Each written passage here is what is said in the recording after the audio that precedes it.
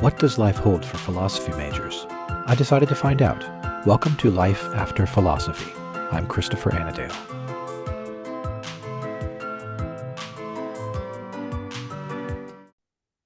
Welcome to Life After Philosophy. I'm Christopher Annadale, and my guest today is Emma Weinheimer, who is a 2022 graduate of Mount St. Mary's University. Emma, welcome to the program. Thanks, Dr. Annadale. I'm happy to be here. So just to run through a little bit of your basic biography, Emma, you were a student worker in the philosophy department here at the Yes, Mount all for 4 years. all 4 years of your Mhm. education. This is probably where I feel I know you so well, though I never, I think, had you as a student in class. Mhm. I saw you every day, several times a day when I came through the department. Mhm. So you graduated in last year. So you're 1 year after graduation, and you're living out and working in the world right now. So why don't we start with, part of your story, whatever you're willing to share. What's your sort of biography and your background in taking philosophy when you were studying philosophy? Sure. So I guess my first introduction to any kind of philosophical trains of thought would be in, let's see, I think I might have been late middle school, early high school.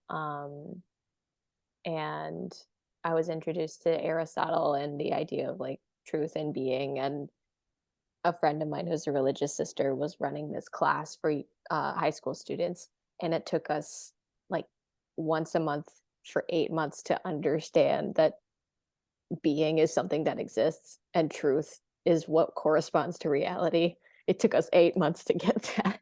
Wow. But um but yeah, and then when I was like after I had put in my deposit at the Mount, I was looking for work study jobs.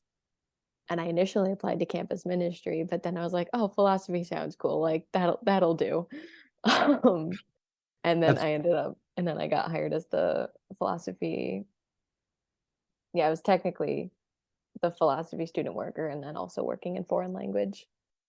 how how Um, how how important was that for you, do you suppose? I mean, was that just working there? Was that a oh yeah, big thing? hugely. Yeah, I really loved it.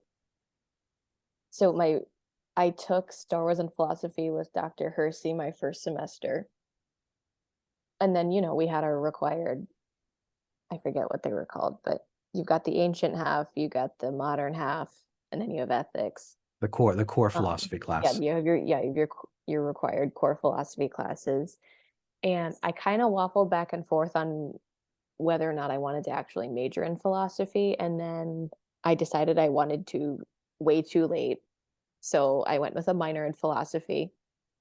But I mean, working in the department for 4 years, I would see you every day. I'd see just about all the faculty at least once a day for 4 years.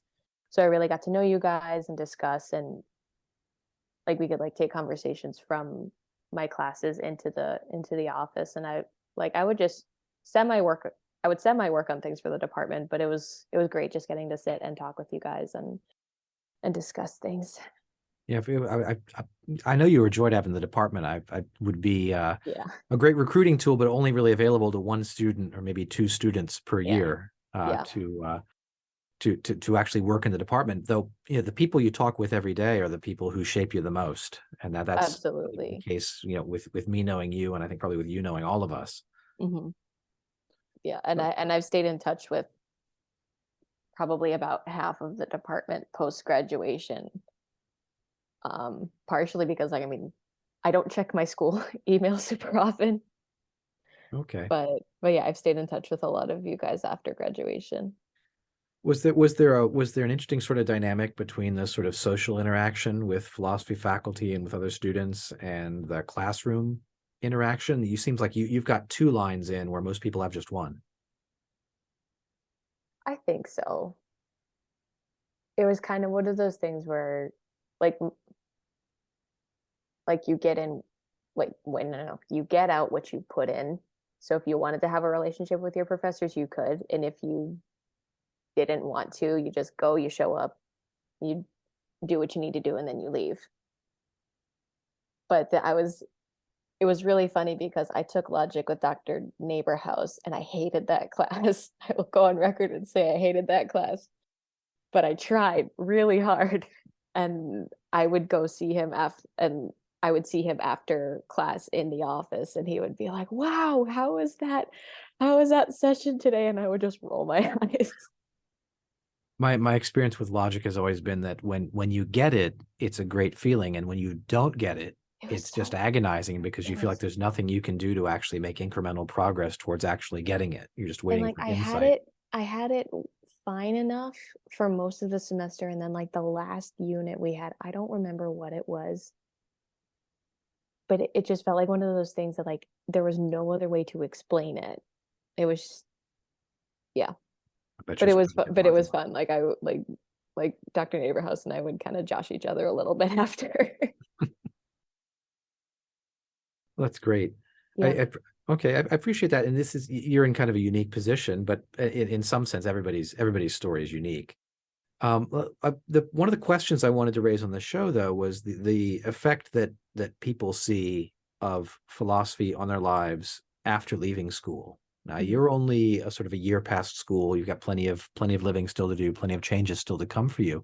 mhm. But have you had any insights into the way that your philosophy education and formation has shaped you as a person and made certain things possible or visible to you in your life after school? Oh, absolutely. I think it's definitely shaped me. I can see it best in 2 ways. Firstly, I remember I I remember having this discussion, I forget what work it was from, but talking about "I think" versus "I feel" language. So studying philosophy and having dialogue with the faculty and then with my peers, my language has become a lot more direct, and I'm more confident in saying I think X versus like the kind of more neutral passive I feel like I think this. Like I can just eliminate that first clause. Hmm. And even if I'm wrong, I'm confident enough that I can say I think, and definitely helps me feel a lot more like an adult. That's great. One of the things I observe sometimes in very beginning students, though I never had you in class, so not in your case, Yeah. certainly, is yeah, overqualification of people's claims. Instead of claiming X, they'll say, well, it seems to be, or it could be said that X. It seems like that just comes kind of regularly to people. Maybe people are accustomed to speaking in that way before they start studying philosophy. What do you think? Yeah, there seems to be like a culturally accepted virtue in not really taking a side.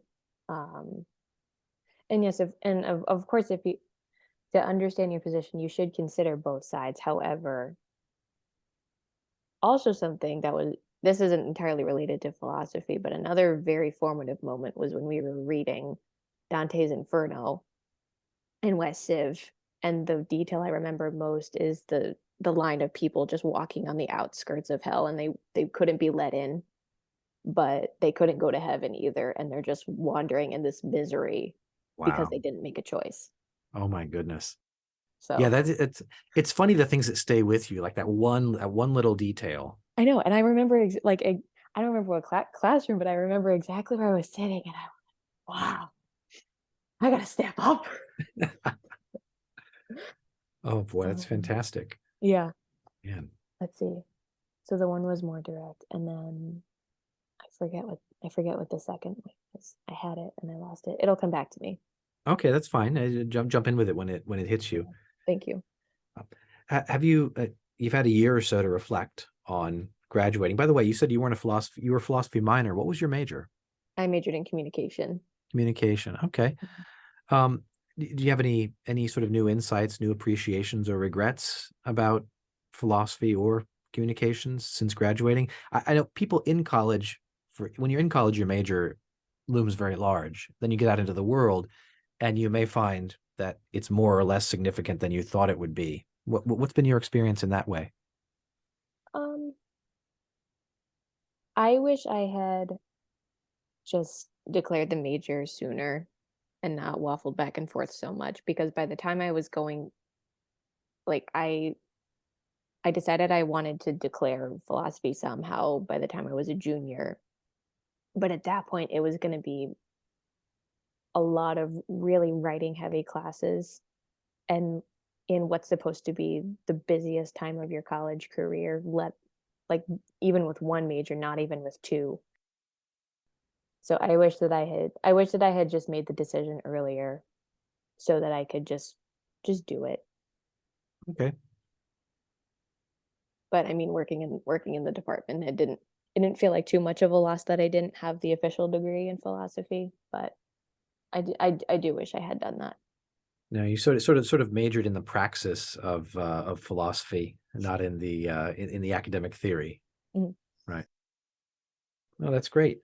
What you have any advice for potential philosophy majors? Perhaps, to make up your mind early, maybe in your Yeah, sophomore definitely year. make up your mind early. I mean, if you want to major in it, make up your mind early.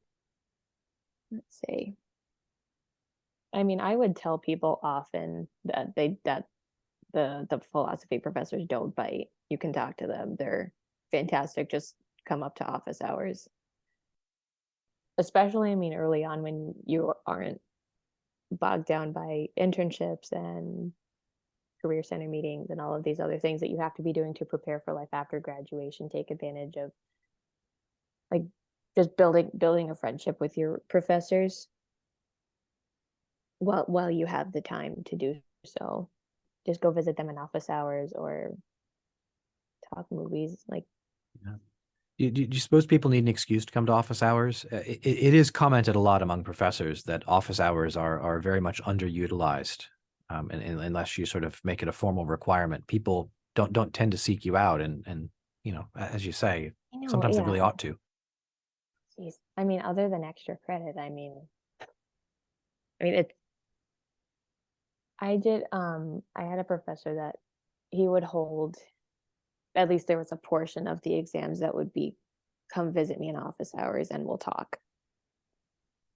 Yeah, there was Professor McGinley. That was part of, if not the entire exam. We would have some questions to like read over, think about.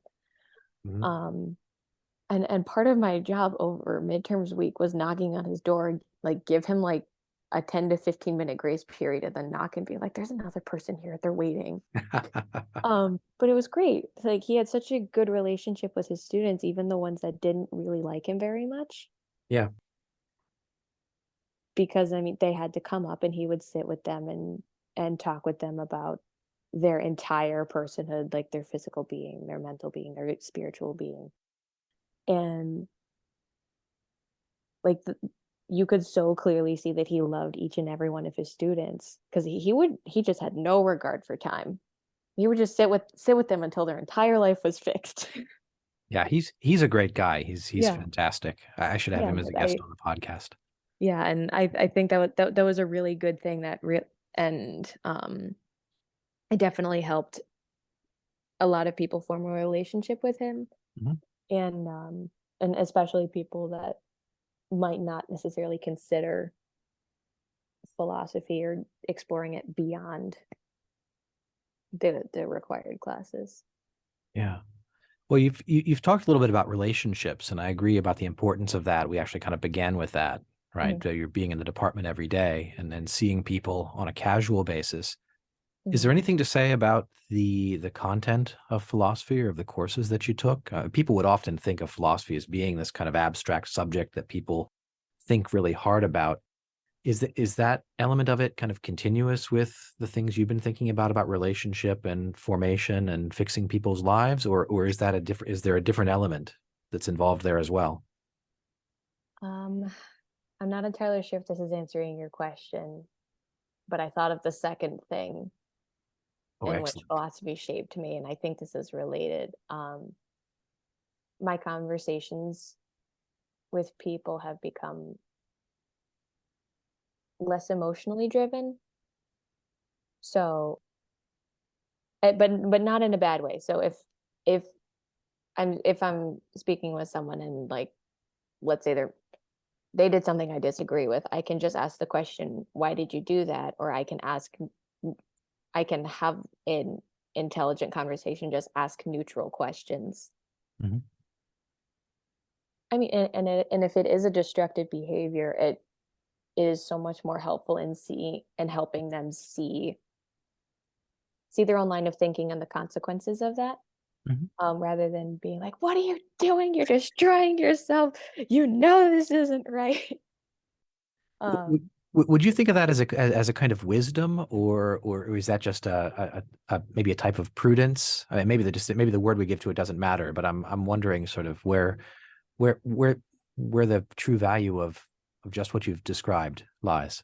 I don't know. Probably a bit of both. I mean, to be fair, you can be petty with it, Mhm. and that is not virtuous in any shape of the imagination. However, there does seem to be an element of wisdom to that. And then I guess like from the content, the the texts I got the most out of were very plainly laid out, very structured, and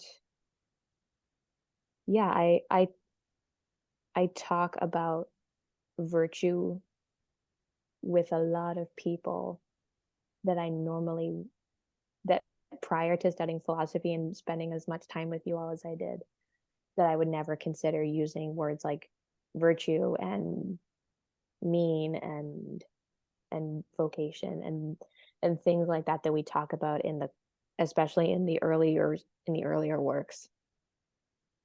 It provided such a steady foundation for how I can live my life and how I can converse with people. That's awesome. Do Yeah. you, I think I know the answer, but do you have a favorite philosopher or favorite work? Do you still think of yourself as an Aristotelian? I don't know. I mean, I'm definite I I loved reading Nick and Mickey and Ethics, but actually, so I'm getting married in October, so my fiance and I were looking at stuff for our registry, and we found this beautiful picture of St. Thomas Aquinas. So, yeah, I was very partial to that, to like the four main chunks that we had in our early philosophy: Aquinas, Augustine, and Aristotle, because they just complement each other so beautifully, Mhm. and they build on each other. Like each is distinct, but they kind of form this beautiful circle about God and about us as creations. It feels like you could spend a lifetime just with those three. Oh my gosh, yes. And maybe some of the later ones really did spend a lot of their time with the prior two, right? Yeah, So, yeah. well, it's let me ask another question. Has there been, you mentioned sort of speaking with people about virtue, about their lives, and having a sort of vocabulary as well as a kind of emotional control, or at least a sort of focus Mhm. that you might not otherwise have had. Are there any surprising ways in which some of what you've done in philosophy has been relevant to the life you've lived, granted for a sort of a brief time in the work world?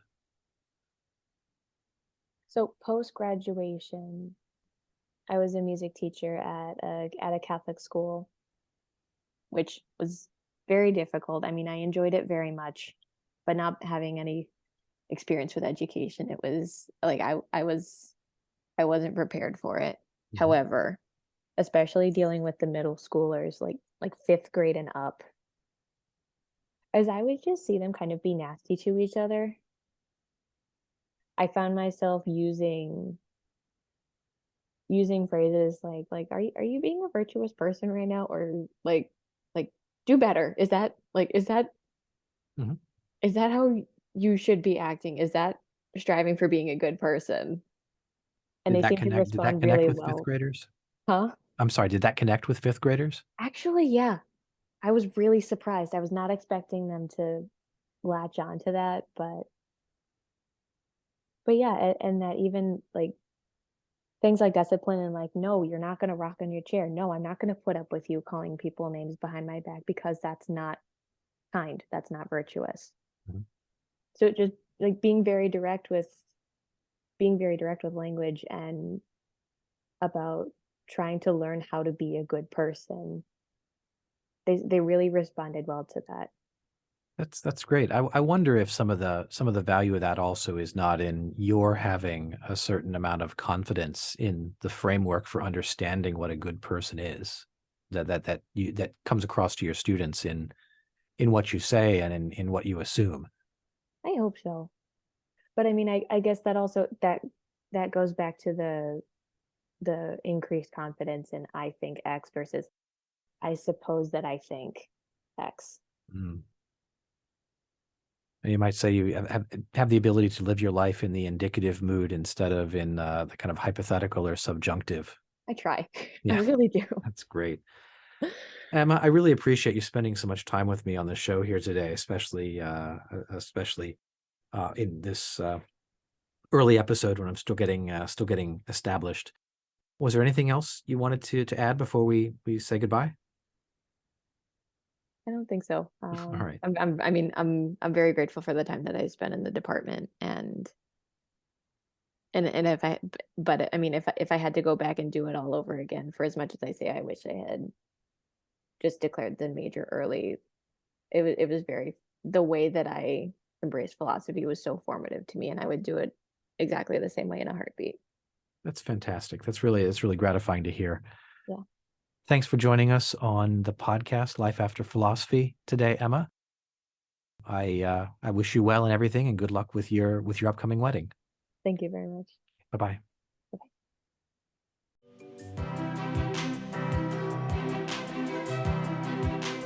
Thank you for listening to Life After Philosophy. If you enjoyed the podcast, please rate it 5 stars and share this episode with a friend. I appreciate your support.